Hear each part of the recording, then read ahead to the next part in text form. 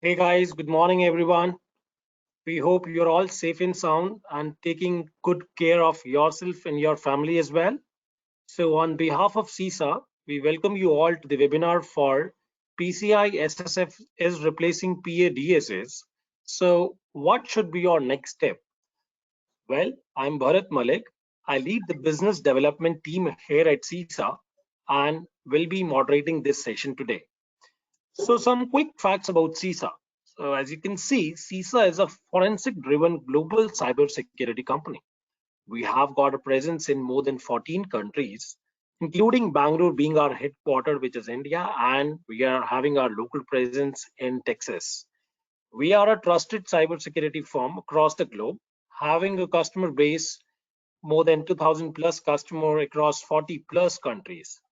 And one of the key USP for SISA is we are one of the top 4 global PCI forensic investigators. So the deadline of PA DSS is closing in, and it's until 30th of June 2021 that the submission of any new payment applications for PA DSS validation will be accepted by the PCI Council. So with this webinar, we will understand what's our next step should be and the other questions such as, are we really prepared for the transition? Or how can SSF benefit you and your payment application softwares? So overall in this particular webinar, we are going to cover scope of PCI SSF, what are the respective criteria to comply, its transition timelines, and compliance procedure for SSF. I am pleased to introduce our speaker, Mr. Kaushik today. Kaushik is Head of Compliance and Testing at SISA, and he has handled several information security audits and has successfully implemented assessment programs at leading banks, be it third-party processors, IT, BPO, so on and so forth. He is also an authorized lead trainer for SISA's CPSI. So some of you who are thinking, what is CPSI? So this is a payment security training program for imparting the knowledge on the payment security implementation and what a QSA can look out for a successful audit and certification from a compliance perspective. So quickly, before I hand over the platform to Kaushik, I have some housekeeping items to cover about the webinar today. So this session will be of 60 minutes, including the 15 minutes for the Q&A.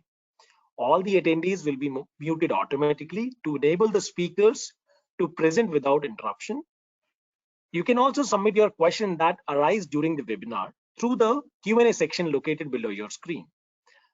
And this webinar will be a recorded one and will be uploaded in the webinar section of SISA's YouTube channel. So without any further delay, I'd like to kick things off by welcoming Mr. Kaushik to take over the platform. Kaushik, over to you. Thanks a lot, Bharat, and I hope I'm audible. Yes, loud and clear, Kaushik. Sure. Thanks a lot. And thank you everyone for joining in to today's session. A quick glimpse about the agenda, what exactly we are going to cover in this entire session or towards the next 1 hour or so. So first of all, we'll be discussing about PA DSS because that's the need of the hour, right? Because that's something which is going off, and PCI S3 or PCI SSF is something which is kicking in. So we need to understand what exactly was PA DSS and how exactly, let's say, we are moving towards the PCI S3 framework, or it's the PCI SSF framework, and then inside that we have the PCI S3 and SSLC.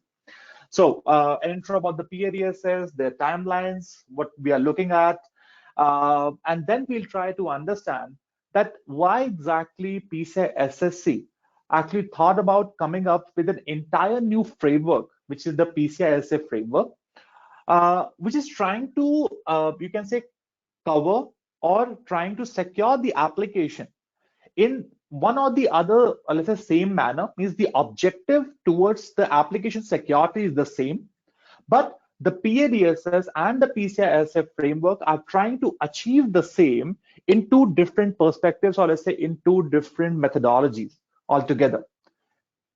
So why exactly PCI SSC thought about that, or let's say why exactly the organizations as of today need this different approach towards payment application security, that's what we'll see, that okay, what exactly lurks within, let's say, the applications over there, which will give us the answer that okay, why exactly the payment industry as of today needs the PCI SSF, needs the PCI securities framework, or let's say needs the PCI security standards framework, under which we have the, of course, the S3 and the SLC. Post which we'll be discussing about that okay, the PCI SSF is replacing the PA DSS. What exactly is it? The S3 and SLC in details.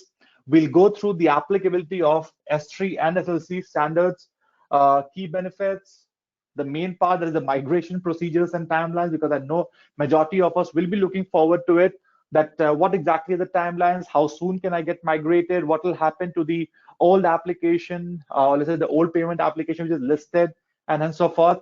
And post that, we'll be discussing about the case studies as well. 1 or 2 case studies we have with respect to the PA DSS, or let's say the PCI SSF and the SLC as well. And lastly, we'll tell you that okay, how exactly SISA as an organization can help you in this transition in the, let's say, the coming days. Before I even move forward, before I even go ahead and start discussing about PA DSS, it's very important for us to understand that the PCI SSC, the Security Standards Council, have a huge number of, or say, have a huge number of listed payment security certifications or attestations on their portal, which starts from the PCI DSS as, let's say, at the top of the hierarchy. Then component-wise, we have the PA DSS, then we have the P2P, then we have the PCI PIN, the card production security, and the others as well. So when it comes to PA DSS, which has been, let's say, in this particular market or in the payment market from quite some time, it was one of the, you can say, topmost security certifications or topmost security attestations which was there for a payment application. And it remained unbeatable even till today. And that is why the PA DSS, the entire payment application data security standard, was one of the only standard which helped organizations in achieving the secure posture of a payment application based upon the PCI guidelines. And organizations, let's say like a merchant or an acquirer or a service provider, were quite comfortable if, let's say, that particular payment application was PA DSS certified. Why? It's because it helped them in achieving their PCI compliance in a very, very decent fashion. That was the very reason why exactly PA DSS was so much, you can say, applauded by all the vendors, all the service providers, all the merchants, acquirers, issuers, all of them across the globe. So this particular PA DSS, the Payment Application Data Security Standard, had a few eligibility criterion as well. That is, each and every payment application cannot just go ahead and get themselves certified or, let's say, get themselves listed over there. This particular payment application, or the PA DSS standard, was only applicable to those payment applications who are being sold off the shelf, that is, sold to third parties. And this particular payment application should take part in authorization or settlement of the transactions, or let's say it should be storing, processing, or transmitting the card data. That was the basic criterion on which the PA DSS standard was built. Now, when the PA DSS standard was launched, at that particular point in time, that was the need of the hour. That is how, let's say, organizations were growing up. That is how, let's say, the entire payment ecosystem was growing up. But at a later point in time, organizations understood, or let's say even the PCI Council and the others, the Visa, MasterCards of the world understood that now it's the time to move just from the payment card data and go into the payment data. Now, what is the difference between payment card and payment data? It means that, okay, I do not just need to focus on the card data elements at all the times. There might be a few other elements. There might be a few additional elements which, let's say, might be having a few sensitive, you can say, criticality, or let's say might be critical in nature. And to make sure that even these critical data or the critical assets or the critical data assets, whatever I have inside my organization, or let's say that particular application, is also secured in nature. And that is where, let's say, the foundation of this particular PCI SSF was laid on. So basically, if you'll see the timelines in January 2019, that was the time when basically the S3 was published. In June 2019, the SSF program documents were published. In October, the assessor, you can say that the company applications was available. Then all over from Q1 2020, all these things were going on where the assessor trainings and all those things were available. People were giving feedbacks about that, okay, what exactly is going on, let's say how exactly SSF will be able to help those organizations in attaining, let's say, secure posture and all. And finally, on June 2021, or let's say on 30th June 2021, that was the last date where a new application will be able to, or let's say, can get listed on the PCI SSC's website. After that, no new application can get listed. After 30th June 2021, if you have a payment application which is being sold off the shelf, stores, processor, transmits, account data, elements, and all those things, you can only get yourself listed if you're going ahead with the PCI S3 or let's say PCI SSF framework. PA DSS will no longer, let's say, will help you in getting your application, your payment application listed after the regular time period. However, if let's say your application gets listed on the, let's say, the 30th June 2021 or before that as well, it will remain valid for the next 3 years. And even if let's say there are what we call it in let's say the PCI S3 terms, let's say the administrative or the low or the high impact changes, you can still do that. You can still do that same thing on that particular application as well during this particular next 3 years. And the PCI will be updating those particular, let's say, those particular guidelines or those particular listings over there. Okay, but new applications will not get listed. There won't be any new applications which will get listed after this 30th June 2021. And finally, in October, let's say on October 2022, the PA DSS program will get closed, and there'll only be one particular program, which will be the PCI SSF, and under that you will have the S3 and the SSLC. So we saw that, okay, the PA DSS was working perfectly. Majority of the organizations are actually implementing, or let's say were actually implementing PA DSS, or were asking their vendors to implement the PA DSS for the payment applications and then supply that the payment application to them. So why this pivoting? Why exactly organizations, or let's say why exactly we need a new standard, which is not just covering the let's say the card data, but it's also trying to identify the other critical assets as well inside the organization? The answer to this particular question is that the numbers of breaches, the number of challenges, the number of threat vectors, the number of vulnerabilities, whatever is arising every day. If you'll see the Verizon data breach report says that 43% of the data breaches are connected to application level vulnerabilities. 43% of the breaches. So if let's say your application are completely secure, you are actually saving another 43% of those particular breaches.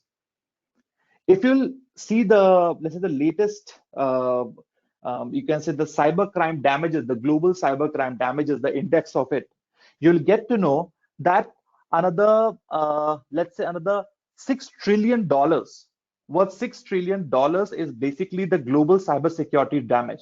That is of, let's say, 2021 itself, based upon the, let's say, the state-sponsored attacks and so many things are happening. Which means that out of $6 trillion, whatever cybercrime damage is happening, 43% of it can be saved if, let's say, your payment applications, or let's say your applications are secure at the end of the day. The application attacks are rising and accounting for almost half of all the data breaches as we speak. The Daily Swig is reporting that. F5 says that, okay, web and the application attacks are the largest cause of security breaches. 43% of the API developers, testers, and product leaders list security as a major concern. 82% of the vulnerabilities were location application code, and hacker leaks 40 million user records from popular Wishbone app. These are a few of, let's say, the latest headlines or the guidelines and all those things, whatever are available in the market. A few other, you can say the security threat updates which are available right now is about the, let's say, the the hoarding of the oil, or let's say the scarcity of the oil, what happened in America just a couple of weeks back.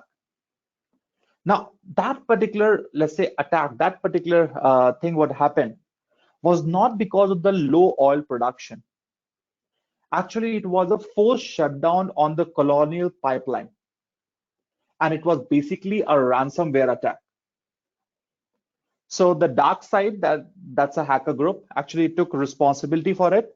And they said that, okay, their goal was just to make money and not create such problems, whatever, let's say, happened at the end of the day. So what exactly all these different types of attacks, threats, and all these things, what exactly does that tell us? It tells us that security validation as of date is very, very much needed, or let's say is needed, or says the need of the hour. You cannot just rely on the security controls, whatever are available in the, let's say, inside your organization, and do not even validate that. So the need of the hour is that, okay, the security controls what you have should be tested at all the times, so that you can make sure that your security posture, your security, you can say architecture, is not getting impacted with the latest threats, latest vulnerabilities and all. A few of the, let's say, the solutions are like, let's say, an automated breach and attack simulation, let's say an automated BAS solution, which of course can help organizations as well. But if our application itself, if our payment application itself is secure in such a fashion that none of the intruders, none of the attackers can actually go inside, or let's say breach inside the particular application, then just imagine how much security, let's say how much security breaches we'll be able to save it from, and how much customers' data we'll be able to save it from at the end of the day.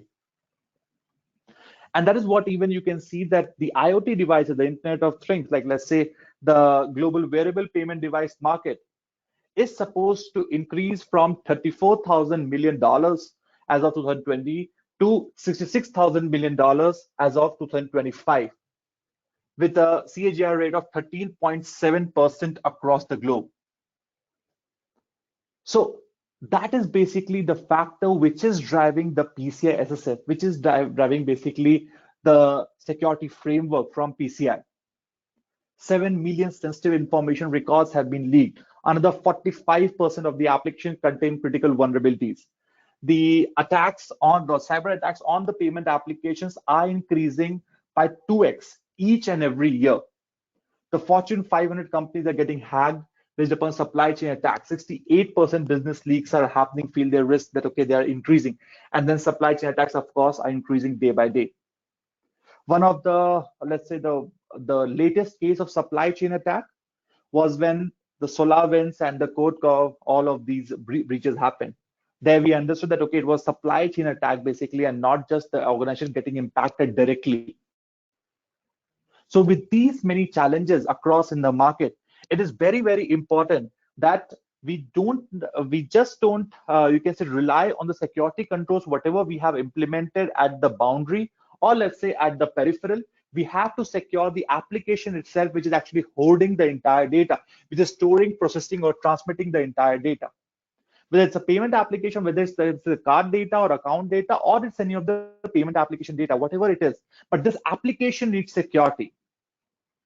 It's asking, it's striving for security, and that is what, let's say, we have to implement. We have to make sure that, okay, we achieve that particular security posture, and that is where the PCI SSF kicks in and talks about that, okay, how exactly a software security framework can help organizations in the secure design and development of a payment software. So under this PCI SSF umbrella from PCI SSC, of course, you have a standard known as an S3 and a standard known as a secure SLC.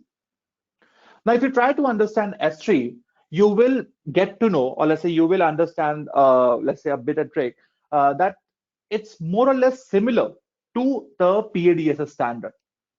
But actually, it's not. Because something which has been introduced, or let's say a new thing, a new methodology, or a new way of achieving the security requirements or the control objectives which PCI has introduced, is the objective-based approach towards requirements, which is basically a risk-driven approach towards requirements. Because PCI or the let's say all these different stakeholders as well of PCI understood this particular point, that if we are dictating each and every security control, then organization might not be able to achieve the holistic security what exactly they're looking for. For example, a payment application they develop, and let's say PCI defines that, okay, this particular payment application, whatever you are developing, you should patch it, let's say every 6 months, or let's say every 1 year, or let's say every 3 months, whatever the case might be. However, that particular application is an internet facing application, and the threats and the vulnerabilities might be, you can say, increasing every day or every week, or let's say every month even. So it might be possible that that particular organization, that particular payment application vendor is required to develop patches every month and supply it to their vendors. Now, in that particular case, the PCI, the entire SSF or the S3 might not be able to help them. And that is why this objective-based approach helps these kinds of organizations. So the objective-based approach is not just for these organizations, or let's say for the vendors who are developing the payment application, but it's also for the assessors as well, who are actually going ahead and auditing or the application, or assessing the application, or assessing the organization based upon the SLC. Because if, let's say, the assessor also needs to understand that, yes, the need of the hour, or the need for your application, for your payment application is a monthly patching and not a quarterly patching, then they need to upgrade their testing procedures as well. And that is what, let's say, the latest standards from PCI, that is the PCI SSF, this particular framework in S3 and SLC, is actually supporting. They're supporting both of these things. They're supporting the vendors, they are the service providers who are actually developing the software, and they are supporting the assessors as well. That both of them can come out with a customized approach, and accordingly PCI will validate that yes, they are following everything correctly, and then they can go ahead with respect to same. So what exactly S3 talks about? S3 talks about that the payment app, the software, the payment application should protect the confidentiality and integrity of all the payment transactions and the data. The next point remains the same. This particular payment, let's say software or the application, should be sold, distributed, or licensed to the third parties. And accordingly, the same way like before, it will have a 3-year expiration. So after 3 years itself, let's say you will be getting hold of, or let's say you need to recertify yourself. The same thing goes in SLC as well. That is, assessments will be having a 3-year validity period. But over there, the software vendor will get certified, not just the payment application. In S3, in Secure Software Standard, it's the payment application which is getting certified and getting listed on the PCI SSC website. But in the SSLC, it's the software vendor, or let's say the software vendors secure software lifecycle processes, the policies, the procedures, the guidelines. That is something which is getting attested, and that the name of that organization will get listed on the PCI website. So that's why you'll see that, okay, it validates that, okay, how exactly they're properly managing the secure payment throughout the SLC cycle. Software vendors that develop the payment software, those are actually the target audience of SLC. So what exactly is PCI SSF all about? PCI SSF will help you in the secure design and development of the entire payment software. And it has been broken up into 2 parts. One will be about the payment application, and one will be about the vendor who is developing the payment application. We'll be discussing about, let's say, a few things about the perks about getting an SSLC certification, even if your application is, let's say, S3 compliant in some time. But believe me, it'll be worthwhile. It'll be worthwhile for organizations to invest in, of course, S3 along with the SLC as well, because they will be, let's say, saving a lots and lots of back and forth with the assessor, with the different things. And apart from, let's say, going ahead and contacting the assessors and all those things, which is primarily the case, but even apart from that as well, your software lifecycle, your software development methodology will be reviewed by a third eye, or let's say by an external assessor, and that will be aligned with the payment security processes, with the payment security aspects. There are so many software development methodologies all across the globe, which will achieve the security best post, or which will achieve the security best practice at the end of the day. Absolutely, we agree with that as well, and that is where actually your objective-based approach to requirements will help you. That okay, you can map your current, you can say the software development methodology with the PCI SSC as well. Absolutely, that's a provision which has been given. But of course, you have to map it with the control objectives, whatever PCI has given to you. You have to map it, and accordingly, that's acceptable. But over here, how exactly SLC will help you? Well, that SLC will make sure that the payment application, once you are developing, the critical data, the critical assets, whatever are there, the attacks, let's say the threat vectors, the you can say the threat-driven methodologies, all these things are being taken care from a payment security perspective rather than anything else. And over here, they are completely focusing on the confidentiality and integrity of the data so that your customer's data is secure at the end of the day.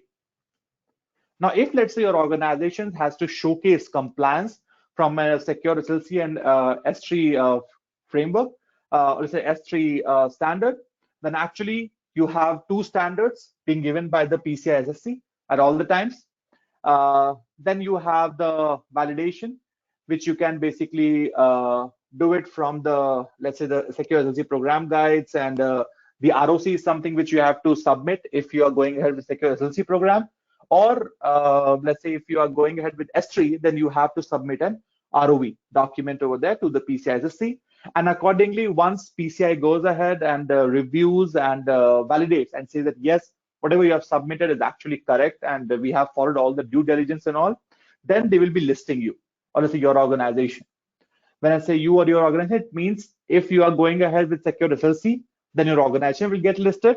And if you are going ahead with secure, or let's say S3, then actually your payment application will get listed over there. Okay, so the ROV and AOV are something which is required as a part of S3, and as a part of SSLC, your let's say ROC and AOC are something which is required, which you have to go ahead and submit to PCI SSC. So on that particular note, let's go ahead for a quick poll question as well.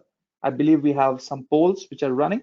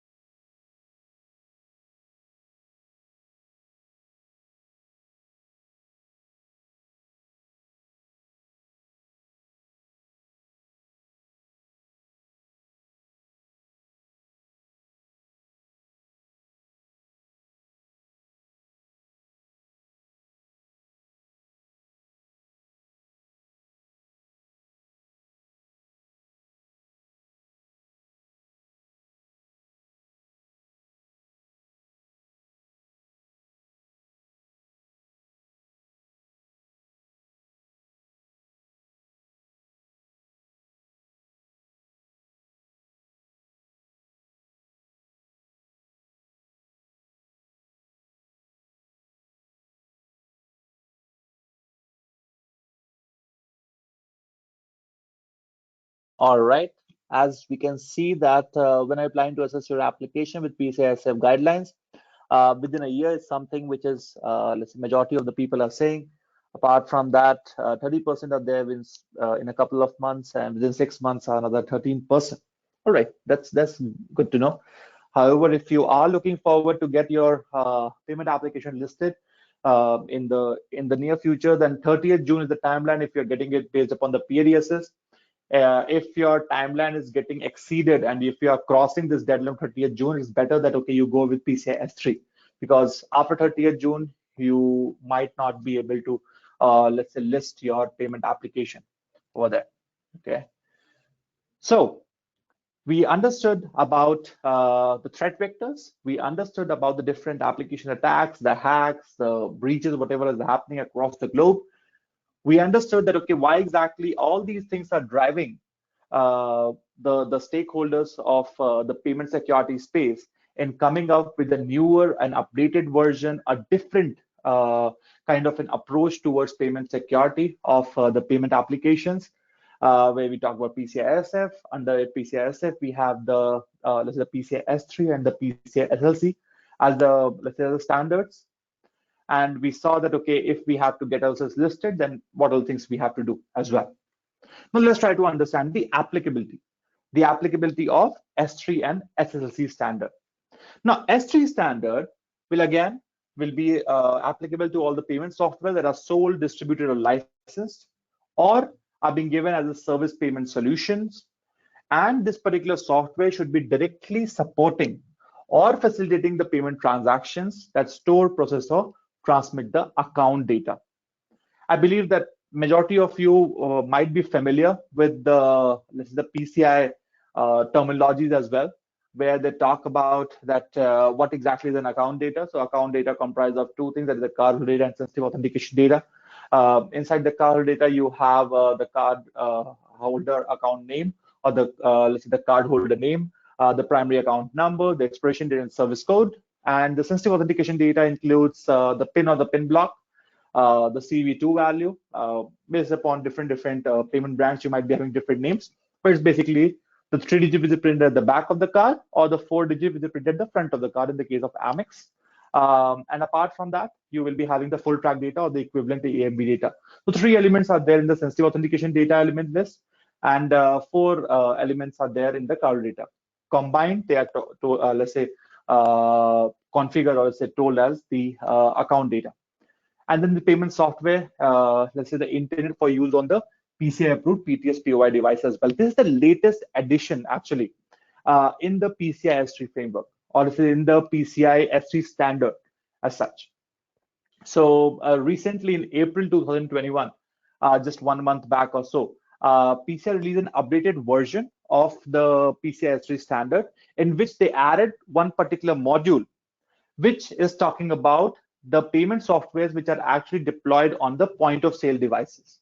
So even those payment softwares can now be part of the PCI S3, and accordingly they can get certified based upon the PCI S3 standard as well. But apart from, let's say, these things, apart from these eligibility criteria or whatever, let's say PCI has given us based upon the program guide of PCI, if let's say your organization want to implement it, or let's say use the standard as a best practice, please go ahead and use it. So the companies who are developing in-house or custom payment software, who are let's say operating payment softwares, or you are looking for any software development, we can say guidance as well, okay, inside your organization, then please go ahead and use the S3 standard. It is one of the final standards which is actually available, which will help you in looking at the payment application development from a different perspective altogether. And you will be able to identify much critical assets, critical data elements inside that payment application, and would be able to give, let's say, a top-notch delivery to your end customer at the end of the day. Now that was about the S3 standard. Now, if let's say your organization is looking for SSLC over there, then it is basically applicable to the vendors. So if you'll see, the S3 was applicable to the payment application, but this one is applicable to the vendors directly. And how exactly it helps organizations, or let's say how exactly it helps the vendors, if the let's say the vendors are wishing, or let's say if the vendors are planning to perform delta assessments of their payment application, then basically the administrative and the low impact changes are something which they can do by themselves without even involving less than S3 assessor or an SSLC assessor at the end of the day.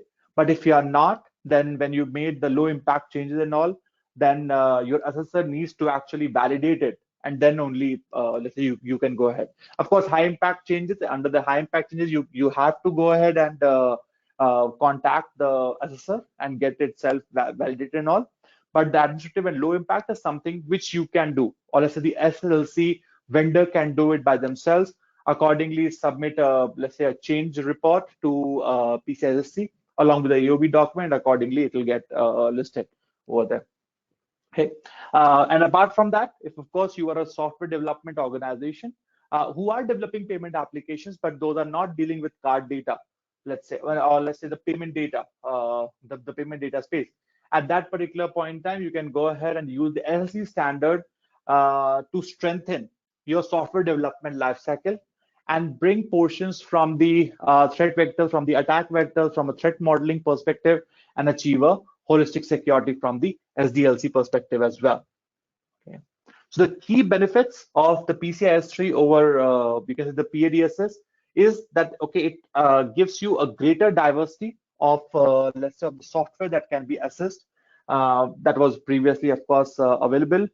It gives you more agility, the consistency in use of the softwares across all the PCI standards, increased transparency, flexibility and accountability, and more emphasis on education within the software development frameworks. So what exactly it tells us? It tells us that actually this PCI S3, or let's say the PCI SSF as a framework, is actually looking forward for the future, or say towards the future. And accordingly, it has understood that yes, tomorrow when the payment applications are kicking in, when the let's say the latest payment applications will kick in, at that time they will require more agility, they will require increased transparency, flexibility, and accountability as well. And how exactly we are saying this particular thing? Because if you see the latest report from the point of sale devices, okay, now the point of sale, the technicalities behind the same, or let's say the technology behind the point of sale devices, now they are going to drive payments of let's say another $17.3 trillion by 2026. As of now, it's another 14.8 trillion.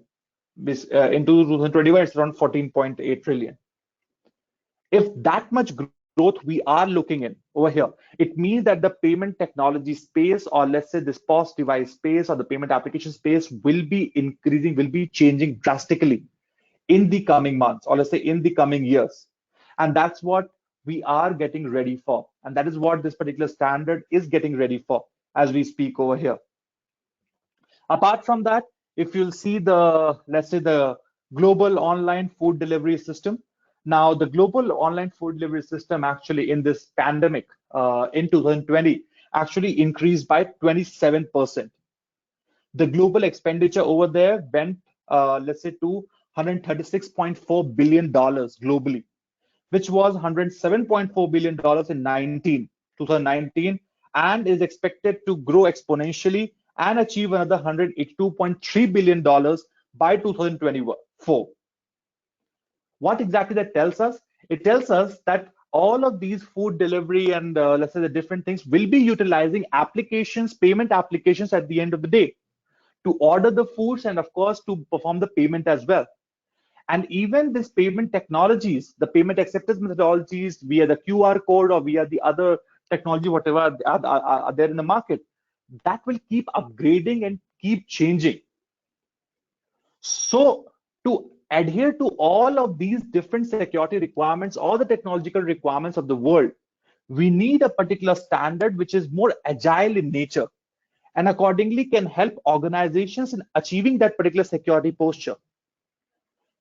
We are very close to, let's say, the POS devices. We are very close to the technology of the POS devices where we'll have a biometric POS device, and accordingly, you can just get authenticated via fingerprint. It is actually very much, you can say, efficient as well at the end of the day, because you do not have to take out your card or let's say any other device. You can just give us your fingerprint and accordingly it's done. It's also actually good for all those countries where there's more let's say illiteracy as well, because at that time if they are not that much tech savvy, then actually they can go on a cashless model just by using their fingerprints. And with so many technologies coming into space, with so many different types of payment acceptance methodologies coming into space, it will be very much necessary for organizations actually to go ahead and adapt to a standard which is like a PCI S3 or PCI SSC, so that they can take an objective based approach over there rather than just doing a check the box approach. So what exactly are the migration procedures and the timelines? So the migration procedures and timelines are the vendors with the PA DSS validated software. Your existing existing applications will remain on the list until their expiration date, so don't worry on that particular thing. You guys can go ahead and submit the changes until the end of October 2022. After that, you will not be able to submit any changes on the PCI portal as well with respect to your PA DSS validated application.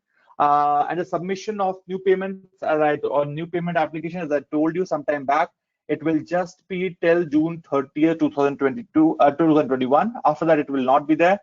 And then the PCI SSC is anticipating to begin all the assessments in Q1 20, which is already started as we speak over there.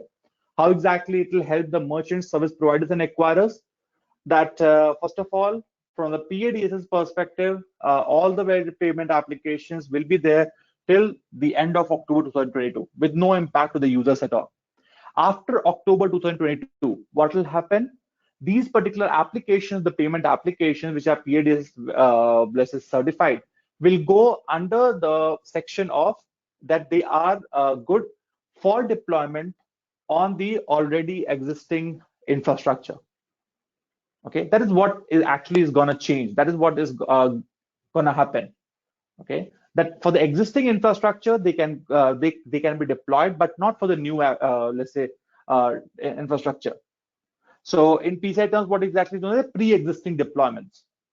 Okay, that is what will happen after 2022, after October 2022 as well.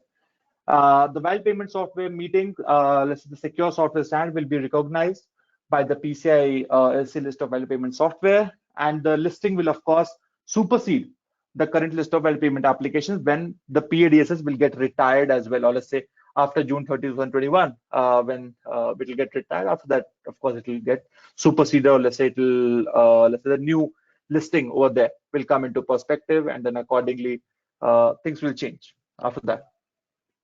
So if you're looking at a few of the, let's say, the major changes, what exactly had happened, I told you that the objective-based approach is something which is brand new over here from a methodology, from how exactly we approach the implementation of the control objectives for a payment application, or let's say for a software vendor, if they're going for SSLC or S3. Apart from that, now PCI, or let's say now this particular framework is actually focusing on sensitive data, sensitive functions, and sensitive resources. That's why actually they are asking organizations to go ahead and identify sensitive data by the use of the control objective 4, which talks about the critical asset protection. So in the critical asset protection, first of all, it goes with the asset identification, it goes with the asset classification, and hence so forth, where actually organizations need to understand that, okay, which all, let's say, the unique PII data elements their application will be catering to. And accordingly, they have to define the retention of that particular, let's say, the critical data as well. Accordingly, they have to define that, okay, how exactly the particular critical PII data will be actually transported from one particular module to the other, let's say from one application to the other, however your application suite has been defined. That is something which the payment application developers have to focus now. The critical asset protection, then the attack detection based upon a threat modeling approach, and then the threat and the vulnerability assessment. So all of these things will now be adhered based upon the sensitive elements of a particular payment application. It's not just only relying on the account data elements, it's also relying on the, or let's say it's primarily relying on the sensitive data elements. So if you'll see the, let's say the latest standard, this SF, and if we go to, let's say the S3 standard, so over there, you will understand that there is something known as a core requirement, an S3 core requirement. So the S3 core requirement will basically is basically applicable to all the payment applications, irrespective of their functionality. That is, that particular payment application might or might not be storing, processing, or transmitting card data, because I told you, right, that it's also applicable for those types of, let's say, a payment application which are facilitating the payment transactions as well. And if you go to the FAQs of PCI SSC, you might, let's say, understand over there that they have given a particular, let's say, answer to a particular question where we're talking about the risk management type of an application, or let's say the fraud in the risk management kind of an application, which might not be storing, processing, or transmitting card data. But even those types of application might be eligible to get listed over here, because they might impact the security, or they might be facilitating the payment transactions. So in that particular case, the core, the software, the secure software core requirements will be applicable throughout. And in the case, whichever module, whichever payment application is storing, processing, and transmitting card data, that's where the module A of the S3 standard will kick in, which will talk about the account data protection requirements. So all the software which store, process, transmit account data has to adhere with module A. And then latest, as I told you, now they're supporting the POS devices as well. Of course, these particular POS devices hardware should be PTS compliant, or let's say PCI PTS compliant. So those people, those vendors, those applications have to adhere with module B, which is of the terminal security or the terminal software requirements as well over there. Okay. But one particular thing to be made sure that let's say it should be PCI PTS compliant. The hardware has to be PCI PTS compliant. Okay. And only on top of that we can do it. We can do this particular standard implementation as well. So the sensitive data, sensitive functions, sensitive resources is just all around the nature. And accordingly, let's say organizations need to protect themselves. Let's take the second poll question in that particular case. Can we launch the second poll question, please?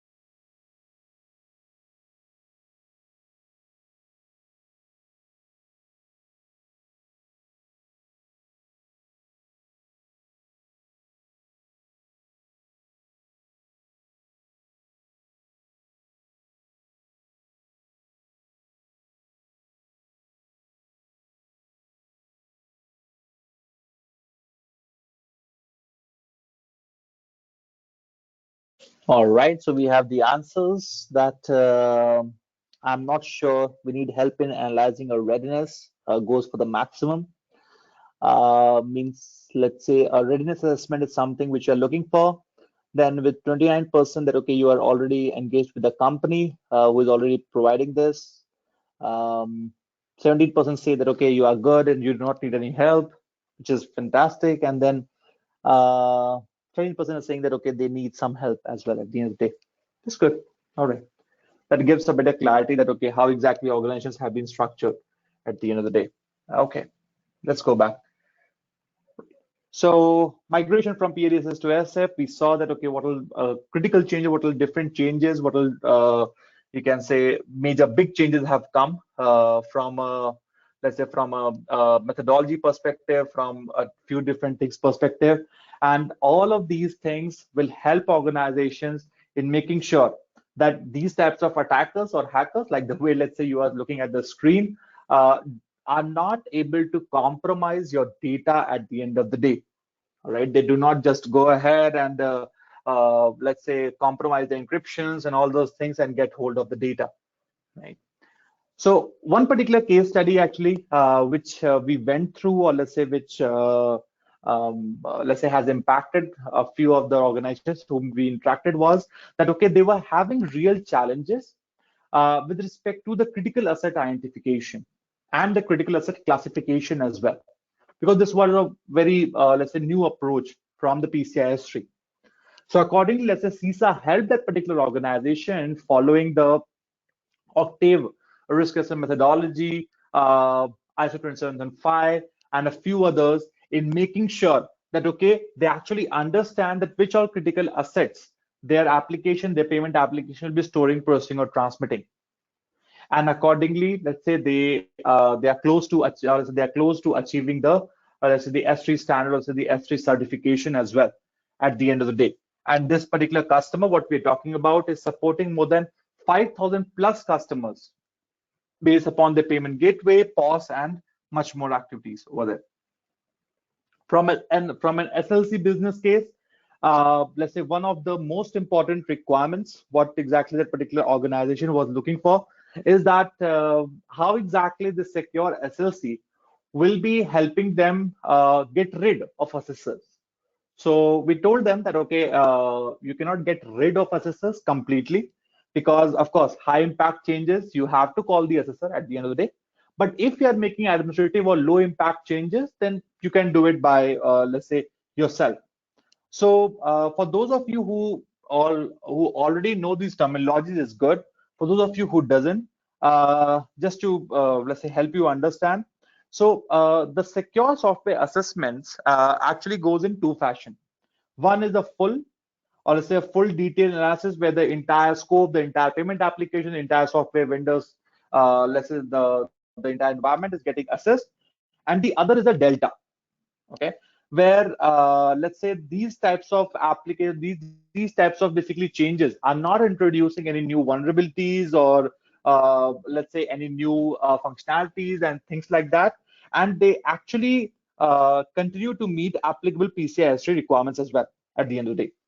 So for these delta changes, okay, PCI SSF framework actually is giving the liberty, or let's say the control, to these SLC, you can say the vendors as well, that they can go ahead and perform a small bit of changes by themselves.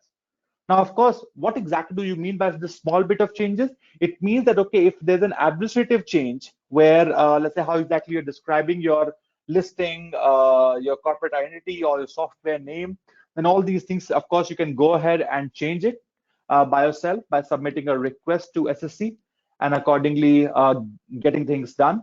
So if you're an SSLC vendor, then of course you do not have to pay any fee for the same. But if you are not, then actually you have to pay a few chargeable fees over there to the PCI to get your, let's say, the listing getting updated over there.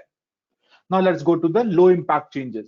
So what exactly is the low impact change? Low impact change is basically when, let's say, that particular change doesn't impact the software architecture or the source code of those components who are handling the sensitive data elements. So if it is not handling the sensitive data elements and you are just changing the software architecture, let's say from the external interface or something like that, which is not catering to the sensitive data elements, might be the card data or sensitive authentication data or whatever you let's say might be handling, those things will come under the low impact, and the secure SLC vendor has the authority to go ahead and update the AOV along with the change management request and share it across to the PCI for validation and then further approval. But if you're not, then of course you have to engage, let's say, an S3 assessor, get that particular application again vetted and made sure that, okay, yes, it's a low impact change. Only then it will get listed. Otherwise, it will not. And of course, as I told you earlier itself, that the chargeable fee and all, it's not there for the SLC vendor, but it's there for the let's say vendor if you are not LC certified. Okay, so now you would have understood well, let's say you would have understood that SLC is so much beneficial from a financial perspective as well, and even from a methodology, from an security posture as well, to each and every organization, that they can go ahead and let's say perform these delta application changes by themselves, get themselves listed, and then accordingly let's say move ahead as well. So that's a really good thing.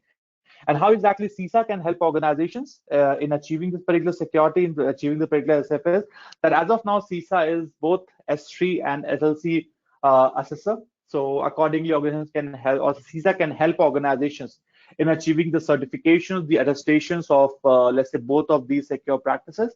And of course, we can do let's say awareness training as well, where organizations can understand that how exactly they can migrate. Let's say, of course, it will be a custom awareness session where we can help you to understand that, okay, how exactly you can migrate from PA DSS to PCI SSF framework, and how exactly your organization can, let's say, abide by the S3 and the SLC requirements or the control objectives, whatever these guys have defined. So what exactly was our aim from the starting till now, and let's say in the upcoming, let's say, months or years as well? that we want to secure the payment transactions.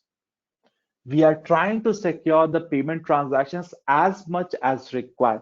Now, when I say as much as required, it means that, okay, I cannot reduce the 100% risk for any payment application, let's say for any payment security space. 100% security risk eliminated means there is no asset at all. If you have an asset, there will always be a risk. And that is what we are trying to tell you over here, that if you have a critical asset, if you have something which is very, very critical for your organization, whether it's the data, whether it's, let's say, any of the information, whether it's a module and all, then there is a particular risk, and it is very important that, okay, you or your organization understands that particular risk as well. And then accordingly approach to reduce that risk exposure as much as required. It will not reduce to zero at all. Mind it, it will not reduce to zero, but at least reduce it to a threshold, to a level, so that it can be, let's say, lowered down to an acceptable fashion. And then accordingly, you can attain this particular security, a holistic security approach towards a secure framework, towards a software security framework. On that particular note, we'll just open the floor for any of the Q&As if you'll have. Thank you so much.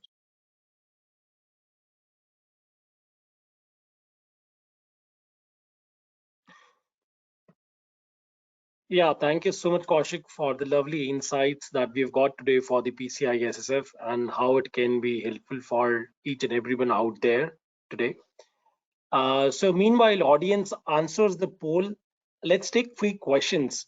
So the first question that we have got is from Mr. Iftikhar, and his question is, what are the benefits after implementing S3 for the vendors?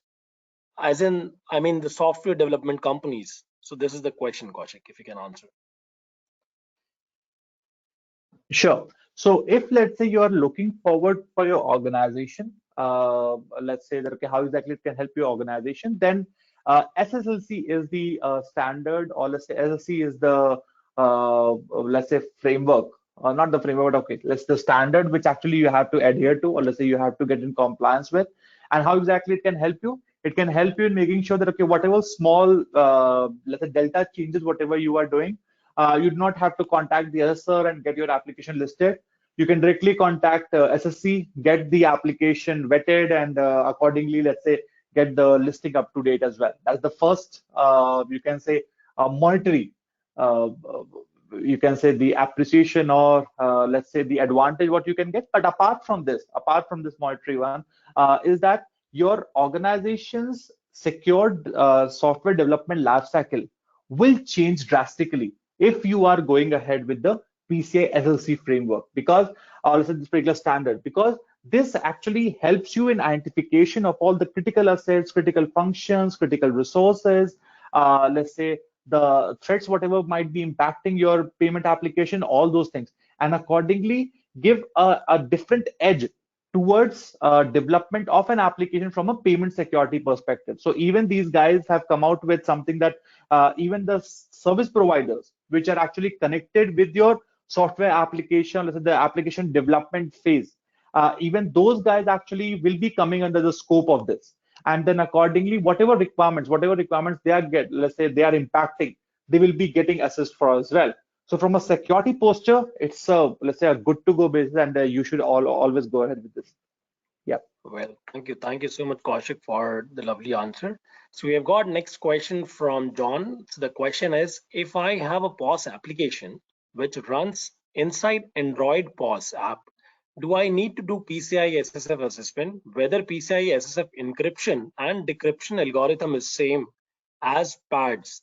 Whether PCI SSF enforces existing application architecture to be changed if there are vulnerabilities? All right. So first of all, if you have an Android payment application, of course, if you have an Android, let's say you are running your POS on an Android operating system, or the Android payment application, but an Android operating system, and the underlying hardware, what you have is PCI PTS compliant, then yes, the payment application which you are deploying, the POS payment application which you are deploying on top of it, can adhere to, or say, can let's say attain the certification of PCI S3 at the end of the day, and especially the module B of PCI S3 is actually there for that particular payment application itself. Okay, how exactly it will change? Of course, it will change a few. You can say the certification settings, or let's say the security settings here now and then, because it talks about lots of the implementation guide, the security configurations, and the threat modeling and different things, what exactly the application has to adhere. So those things will be developed in a different fashion altogether. But the cryptographic functions, whatever you are supporting, whatever the payment application is supporting, will remain constant. Because if, let's say, you are already adhering to, let's say, PCI PTS approved, or let's say the EMBCO approved encipherment practices, then the same will be applicable over here as well. Or let's say if you are already going ahead and implemented all the guidelines from the ISO and the NIST and all those things, even that will remain the same over here. So that shouldn't be an issue at all. Got it. Thank you. Thank you so much, Kaushik. Though we have got a handful amount of questions with us, but due to time constraints, I believe we are right on time. So I would request all of you guys out there. So we have uploaded a handout for your reference. You can quickly download these handouts from the panel itself. This will certainly help you in terms of understanding and having a crisp understanding about today's webinar. And also we will be sharing the recording session with all the attendees after 4 working days. So that is all from our side. Thank you so much. You have been such a lovely audience for us. Thank you. Take care.